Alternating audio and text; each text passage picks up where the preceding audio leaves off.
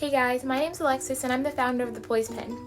Today's video serves as the second installment of my Diversity in Writing series, which is a video series that I launched in order to draw attention to writers who represent a diverse variety of backgrounds and introduce non-traditional, interesting new perspectives and ideas into their writing.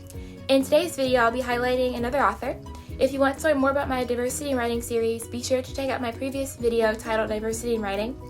So, the author I want to highlight today is Ernest Hemingway. If you haven't heard of him, I highly recommend checking out some of his most popular works. One trend I think you'll notice within his pieces is that he takes a very modern approach to writing.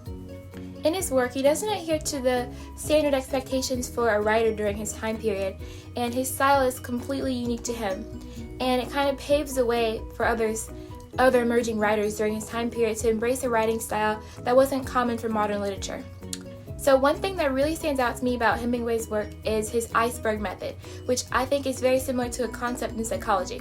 So basically picture a huge iceberg submerged underwater with a little bit of the iceberg peeking through the surface of the water.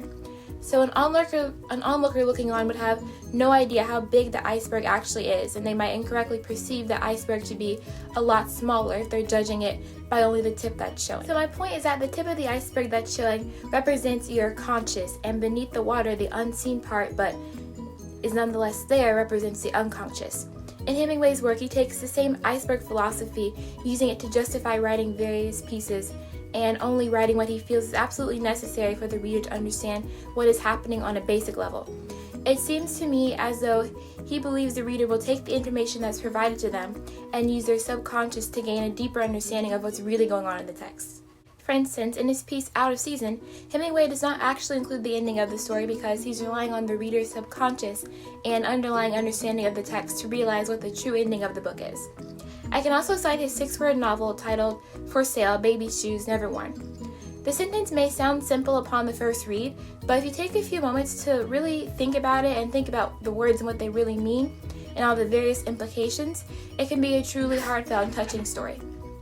So on to my next point, I want to bring up Hemingway's key work, possibly his most appreciated contribution to the literary world. It's titled The Sun Also Rises.